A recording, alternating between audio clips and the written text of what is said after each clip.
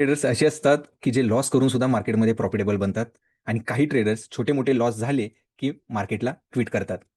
तर इथे प्रश्न त्यांच्या टॅलेंटचा किंवा इंटेलिजन्स किती आहे याचा नाहीये, तर प्रश्न त्यांच्या माइंडसेटचा आहे. पहिला जो ट्रेडरचा टाइप आहे, तो हमेशा मिस्टेक झाल्यानंतर, लॉस झाल्यानंतर स्वतःला कोसत असतो. तो समजत असतो, की स्टॉक मार्केट माझ्यासाठी बनलेलं नाहीये. माझा हमेशा स्टॉक मार्केटमध्ये पैसा जातोय आणि स्टॉक मार्केटला समजणं फार कठीण आहे.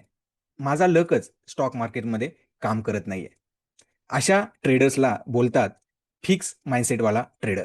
दुसरा जो ट्रेडरचा टाइप आहे, तो हमेशा लॉस झाल्यानंतर, मिस्टेक झाल्यानंतर त्या मिस्टेकमधून शिकत असतो.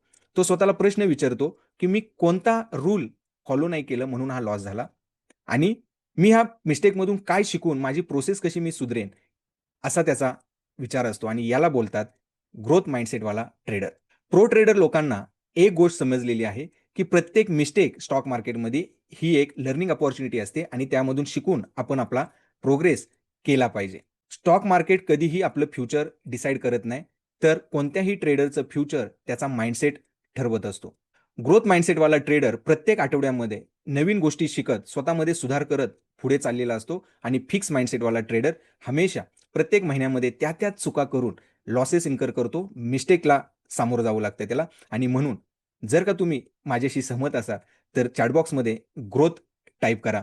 लाईफ सेलर हब बरोबर जुडा, जिथे तुमचा नवीन ट्रेडरपासून प्रो ट्रेडरचा प्रवास सुरुवात होतो.